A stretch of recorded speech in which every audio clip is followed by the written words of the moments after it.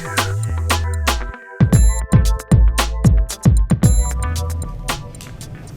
right, you are in for a treat, folks who are listening from other rooms, because this is a fantastic group of students, and we are excited to share with you some of our thoughts about change. And we're going to start it off by having each student tell us their name, the district they're from, and they have written their definitions of change. Start off. My name is Taylor Spanx. I'm from Garden Valley School District, and my definition of change is switching something to what it was not before. I'm Amanda Crow from Garden Valley Schools, and my definition is something that happens that is different from the way it was before. My name is Amber Wright, and I'm from the Basin School District. My definition for change is commitment to opening up to a new idea and pursuing the idea in hopes of a positive outcome. I'm Mackenzie Forsberg, and I'm from the Valley View School District, and my definition for change is when people come together to adjust things for the better good of the community. I'm Johanna Mori from the Bruno Grandview School District, and my definition of change is that change is a verb. It means doing, thinking, or perceiving things differently. I'm Danielle Timmerman from the Cambridge School District, and my definition of change is that it's a difference in something that has been happening or an addition of something new, and it's not always easy. Hi, my name is Sid Rangel from the Fruitland School District, and my definition of change is your ability to put effort in doing something better. I'm Eric Schwartonic from Da Vinci Charter School District, and my definition of change is a person, place, or thing becoming different than it was before. Hi, I'm Savannah Everett, and I'm from Da Vinci Charter School, and my definition of change is for the world to go from bad to good. My name is Walker Goldie. I am from the Answer Charter School District, and my definition of change is a difference in the atmosphere or area around you. Hi, I'm Sarah Brincroft. I'm from the Milton School District, and my definition of change is when you take something old and use it in a new way to improve your way of learning. I'm Carlin Dennis. I'm from Answer Charter School, and my definition of change is when something or someone becomes noticeably different in some way. My name is Alyssa Knox, and I'm from the Village Charter School, and my definition of change is when something or someone is one thing and it turns into another. My name is Sage Murphy, and I'm from the Village Charter School. My definition of change is when someone or something is different than it was at first. I'm Raven Kennedy. I'm from the Village Charter School, and my definition of change is something or someone is changing from good to bad or bad to good. My name is Arena Elsner, and I'm from the Castleford School District. And my definition of change is bringing about new ideas and thoughts to improve the world around you. I'm John Wiseman from the Castleford School District, and my definition of change is something moving ahead or backwards in hopes of improving. My name is Shelby Zinnis, and I'm from the Inspire Virtual Charter School, and my definition of change is technology in classrooms, preparing students for what they'll see in the future, dedication to student achievement, and self-confidence in one another. Awesome. Thank you very much for sharing your definitions on change. You guys have a lot of awesome ideas, and we are lucky to get to learn from you today. So thanks for sharing. So we spent some time in our first session talking about what questions you would like to ask your peers and have a conversation about. And we wrote some sample questions. So the questions you're going to be hearing today were actually written by the students sitting around this table. And so the first question that we're going to start off with is one that Danielle from Cambridge wrote. And Danielle's question was, how is your school managing the current changes with technology and classrooms? So take it away. I've answered this one with the iPads. We're going kind of with it, and we use them a lot for taking notes and having videos, watching videos, and using new books. And I believe that the books that you download onto your iPads are cheaper than buying textbooks, and so it helps with cost efficiency, and there's just a lot of good things about them that we have. So do you think that it's easier to have technology in smaller schools than in bigger schools? Well, I do because it's easier to regulate because there's less iPads out there to check on and to keep track of. And then, like, for the small school, like for us, all the teachers know us. And so if we're doing something that we shouldn't be doing, then they know, like, the certain way that we respond to almost punishment. And so how do you guys manage that? Like, when they check you out, how do they check you out an iPad, or what do they do? Well, when we first got them, we had permission slip thing. Yeah. A packet of papers where our parents and us had to read through it and then sign if we agreed to the terms, and if we didn't agree, then they have hard copies of the book, like 4 copies of it. So then if someone didn't agree, then you had to use just the regular textbook. And you don't get an iPad. Can you get them taken away? Yeah. If you break them, then you have to pay for the costs. $50. It's $50 for repairs. I think if you break them like beyond the cost of the iPad, then you just buy the iPad. Has that happened yet? Do you know? One kid broke a screen. He has to ride his bike home for his ideal PE class, and so his bag, the zipper broke open on it, and it fell out of his backpack, and it hit the road. So he just had the $50 fine. Yeah, his screen just broke, but And life went on. Yeah, that's it. So what do you use on the iPad to help you learn? Well, the textbooks that we download. yeah, the videos on the textbooks. Yeah. Because there's videos attached to them. So when an iPad gets taken away, what do you do for the textbooks that are on them that year? We have extra textbooks that we use because the textbooks that we download on here are ones that we already have like at the school, and we've donated. I think we've donated a lot of them, and a guy has come and looked at them, but we still keep some just in case the iPads get taken away, so that the students can still use the textbooks. I'm sorry. With students maybe accidentally breaking the iPads, do you think maybe that could teach them responsibility with technology? Yes. Like, okay, a lot of our teachers and the school board and everybody, when they first decided that we were going to buy the iPads, they figured a lot of them didn't think it would work out very well because they're saying that the kid doesn't have to pay for it and everything. But once, like, you customize it and everything, they're going to take better care of it because it, like, let's say, has the apps you want, has your music, screensaver, so it's pretty much like your own iPad. Yeah. So you're more willing to take more care of it and better. Yeah. What about the other districts? How are you guys, how is your district managing change related to technology or other changes that are happening in your districts? So I'm from Answer, and just recently we got a set of about 25 iPod touches for one of the elementary classrooms, and just this week we started using 7 iPads for the junior high in science, and it makes it a lot easier. How does it make it easier? You have more resources than you did previously, and people get excited to use the iPads, and it just makes them pay a little bit more attention in class than they used to because they're excited to learn. My school has been changing from, well, it used to be like 1 class per grade, but we're adding more grades and students, and we added another 1st grade class, and we're hoping to move into a bigger building that has more room for all of the classes and students. What do you mean by 1 class per grade? Well, like, my class has 33 students in that, and that's usually a lot for, or about the same for an elementary school. And so there's only, like last year there was only 1 kindergarten, AM and PM, 1 1st grade class, 1 2nd grade class, 1 3rd and 4th and 5th and 6th. That was an interesting thing that came out in our earlier discussion is how you all perceive size of school impacting the way that your districts approach change. Like Mackenzie, you were describing that in comparison to like what's happened in Castleford, or Danielle, you had talked about some similar things in Cambridge where your districts are smaller compared to trying to make a massive change on a large scale like in Valley View.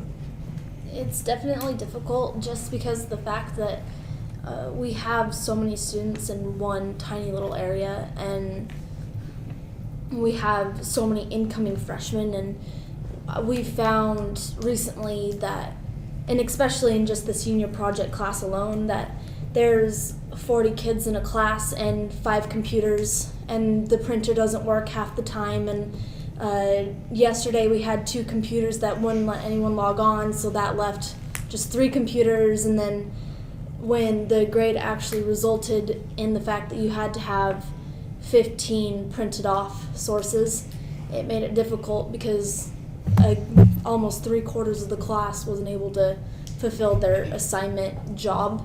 And so it's resulting in our grades just because the technology isn't there, and we're not able to bring in our own technology because we don't have any Wi-Fi or any way to control who and what is being going on the internet.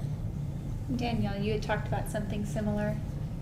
Well, we're trying to get the iPads in our school, and we're having a problem right now with the computers that we have where they won't download the software, or if they do download it, then it still won't run anything because of the firewall we have or something. Like, we're regulated, but we're not completely strict. We can't get on Facebook. Only teachers can get on YouTube. So there's certain things, if you were going to look up a YouTube video to put in a PowerPoint, you'd have to have a teacher log you in.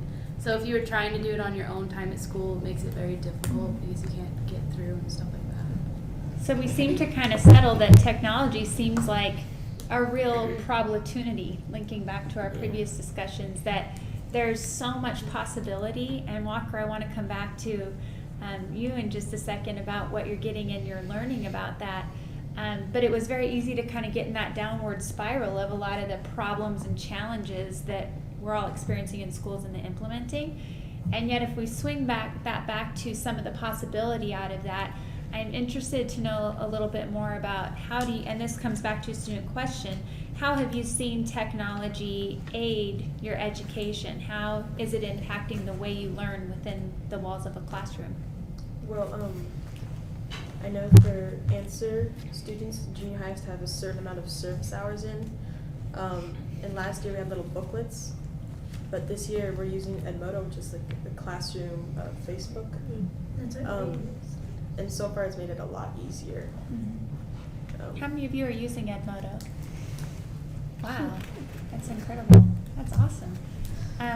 What do you like about it? What does it do for your learning? It seems like I can organize things better in a computer or online. And some kids get really excited about it too, so they want to do it. It's not like they have to. What about the rest of you? It helps a lot. Like, my grade point average has gone up like by 0.5 this year since like we've got the iPads, and so I don't know.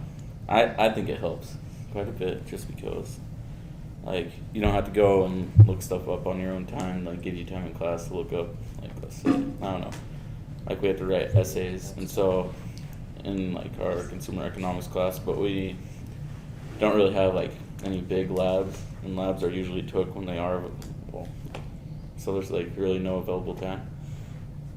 And so you can look up your information and type it all in like your classroom settings. So.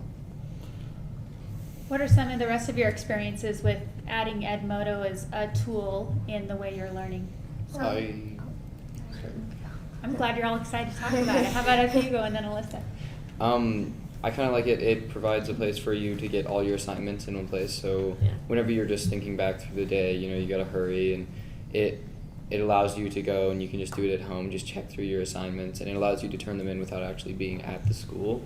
You can turn them in, just get them off your mind so you don't have to think about it the next day, just focus on what's going on that day rather than having to focus on all these things like, so what do I have left to turn in? And it just brings all your classes together into one thing where you can look at all the stuff you have to turn in. Yeah, last year my teacher would put like homework assignments on Edmodo if we had an account.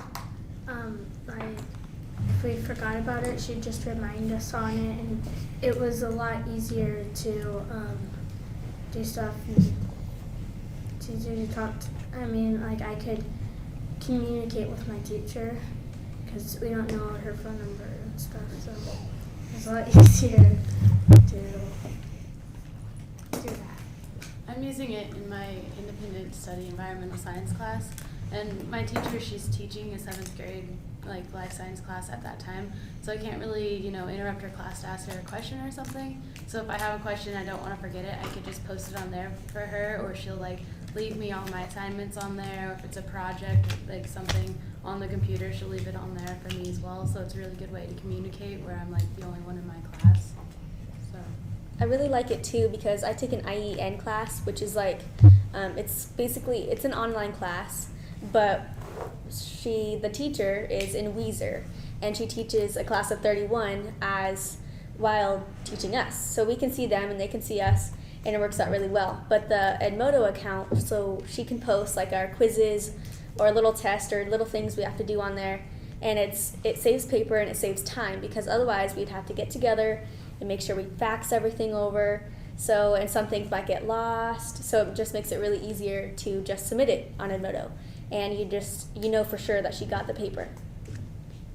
Our English teacher is, my English teacher is the only one who has really utilized it at all so far of my teachers.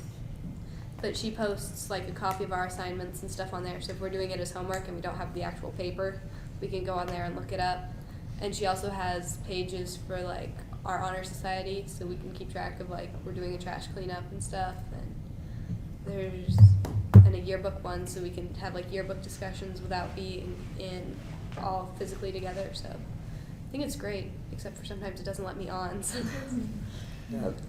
For our econ class, we started using Edmodo too, and then 2 other teachers, Mr. Arnzen and our biology teacher, and Mr. Wickersham, our English teacher, they both have like their own website, so they have like the information. It's like say if you're gone and you missed like a day of notes or something, then you could go back and then to their class webpage, and then you could get their notes from there too. So there's other sources too, and then just Edmodo that helps us to get our stuff that we missed.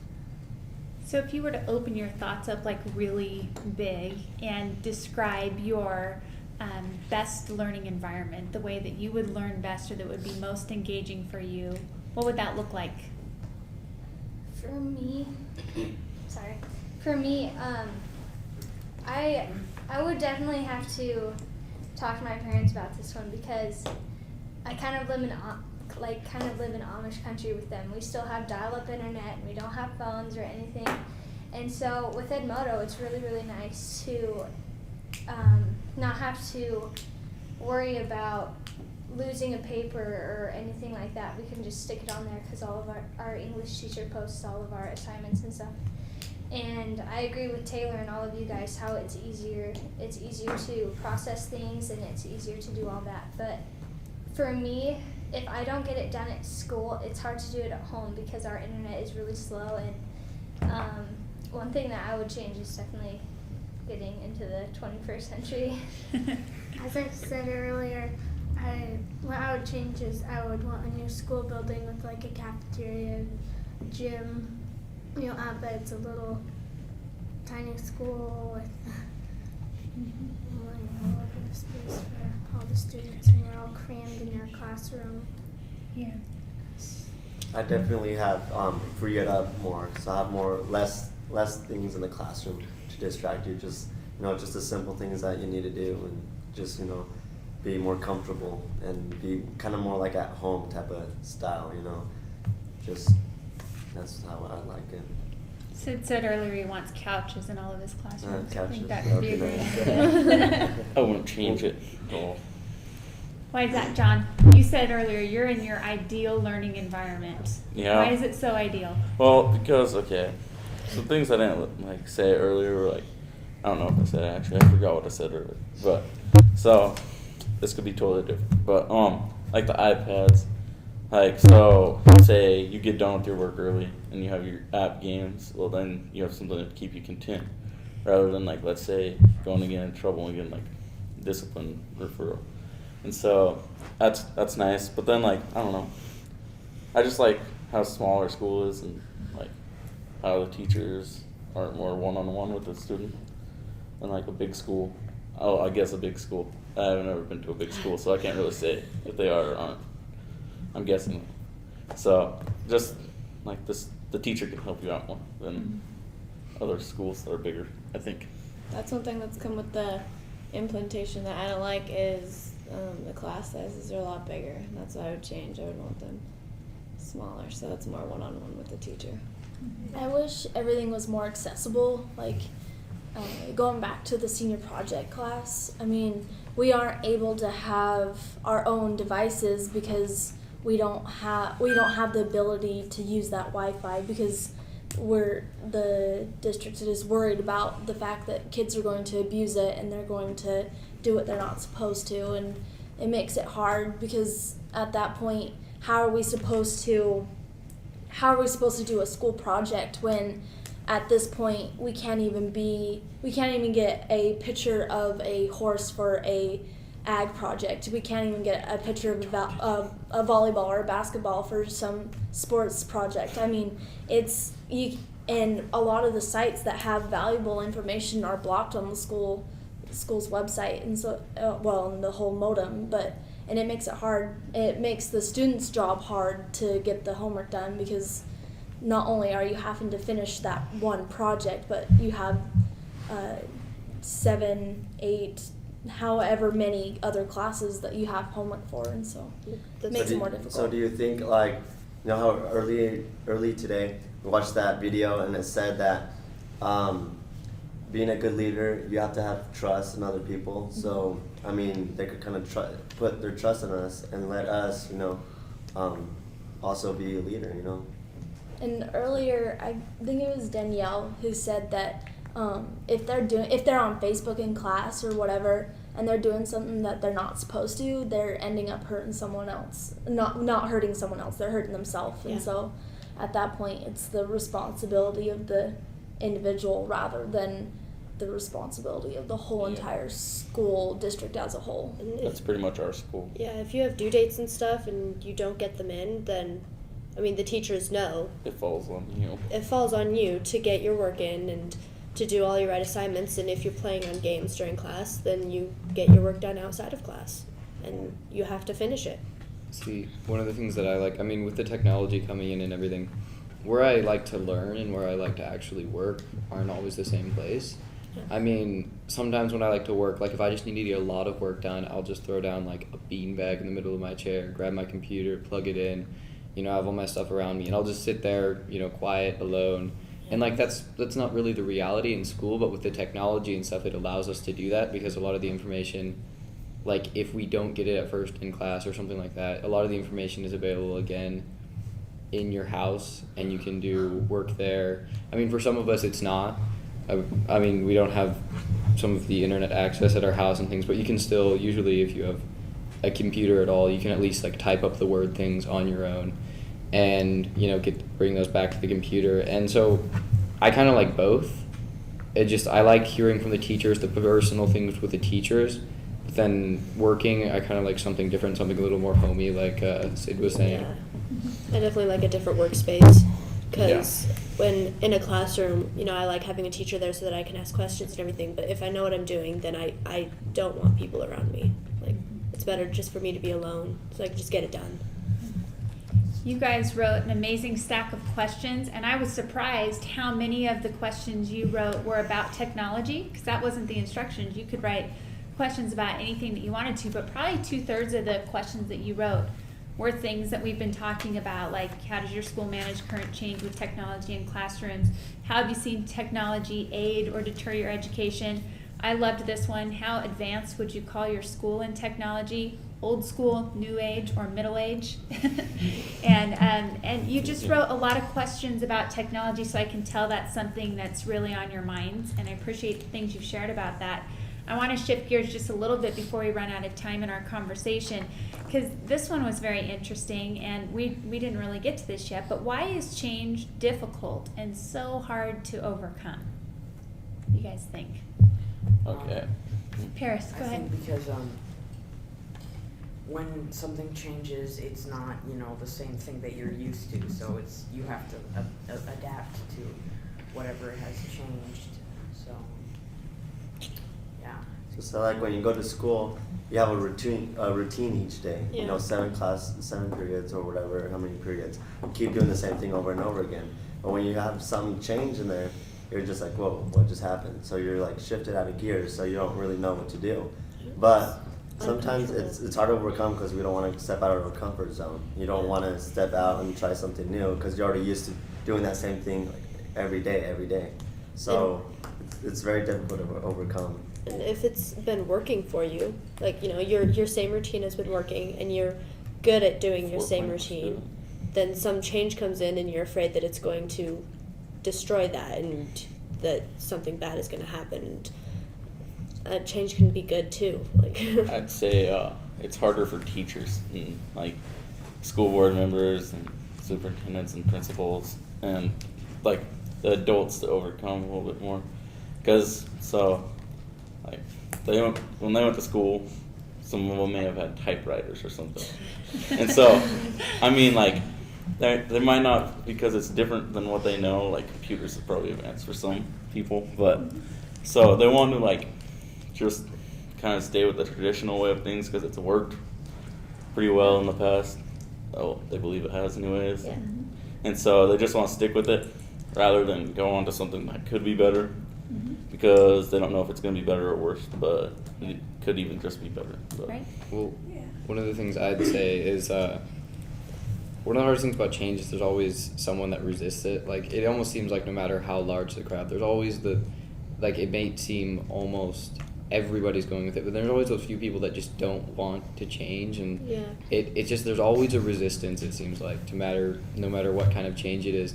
And aside from that point, there's also just with change, everyone looks at change and they think like, well, that's just a lot of work to get it that way, but they don't like realize what the end point will be like, so they're kind of afraid of the work in between now and then, like, but then we'd have to change something and that'd be crazy, you know. I just don't want to go through all that work to do that, and they just can't look past it and see the end point. Fear of the unknown stops men in his tracks. Exactly. Yeah, but like it kind of depends on what kind of change. Like if it's a little change, I'm like, well, okay, I think I can deal with that. But if it's like a big change, I just want to like take a step back and like just think about it first, not just charge right at it like other people do. I think it's hard if you go a long time thinking one thing and it suddenly changed. It can be disorienting, but it kind of depends on how you handle it. If you were thinking, I'm not going to be able to deal with this, or I don't like this, you won't ever really get used to it. And if you don't like, maybe you want to talk it through or something, I think that'd be helpful if it was a really big change. But if it's little changes, you just kind of have to take it. Yeah, I agree, 'cause I'm sorry. We were talking about the downward spiral today, and it, like, I kind of apply it to this, because if we don't accept change and if we don't want to, then it's going to be harder for us. If we say that we can't do it, then we're most likely not going to try, and we're most likely not going to. And I just think that we need to have courage that we can do it and wake up every morning saying that I can do this. And it's going to be easier for us in our learning environment if we can do that and not just be a party pooper. I like say like when she said when we think negative or anything, it goes down. But there's also it goes up. So when when it goes up, those are the positive things that come out. Upward and downward are the same thing.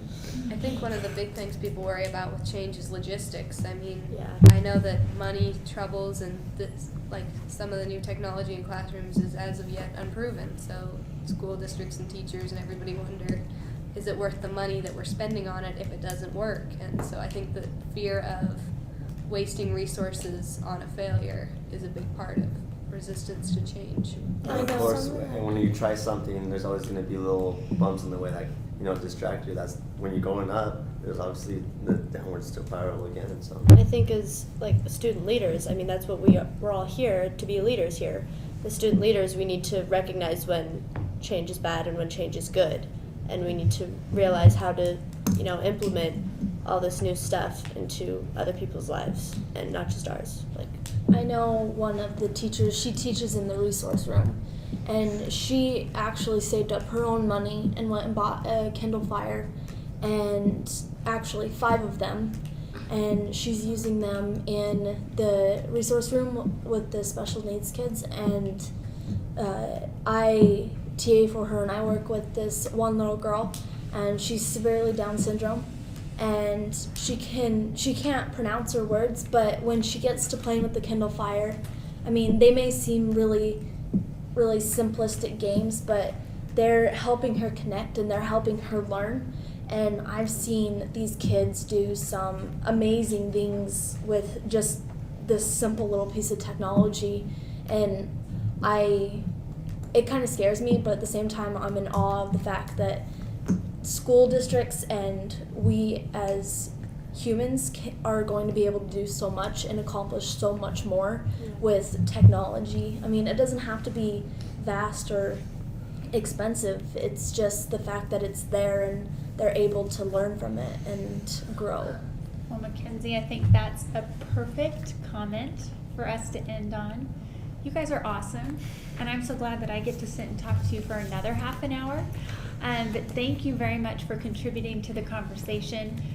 We hope you all have great Socratic seminars and conversations in your rooms, and we're going to keep talking about things like if we have a magic wand and we can wave it. What would your school district look like tomorrow? So thanks so much.